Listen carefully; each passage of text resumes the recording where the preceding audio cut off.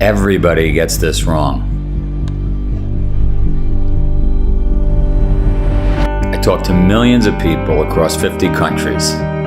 It's life's big myth that you can get fit before committing to something challenging. Let me explain. We call it the Spartan paradox. You must first commit to something, and that forces you to do the work.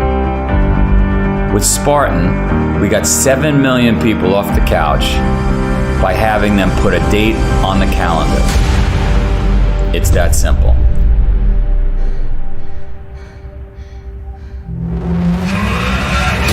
Once you put a date on the calendar, you get serious. You become disciplined. And if you don't, you get your ass kicked, because that date comes, that event arrives with or without you. Then what? Then you're embarrassed, humiliated, and you want another crack at it. Everyone everywhere, across 45 countries, says to me, oh, first I'm gonna get in shape. First I'm gonna start eating healthy. First I'm gonna get my lifestyle intact. No way. All the science, all the data, all of our millions of conversations across all these countries says, bullshit. You're just gonna procrastinate. You're not gonna do it. You end up talking yourself out of doing the work. New Year's resolutions don't work. Gym memberships don't work. Diets don't work.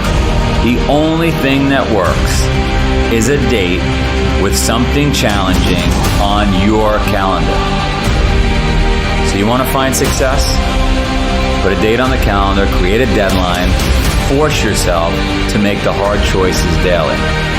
Look, if humans didn't need deadlines, schools wouldn't need professors, right? Construction sites wouldn't need foremen. Teams wouldn't need coaches. Think about it. If you want to change, if you're ready, get a date on your calendar. You have to commit. You have to make it real. It's the Spartan paradox.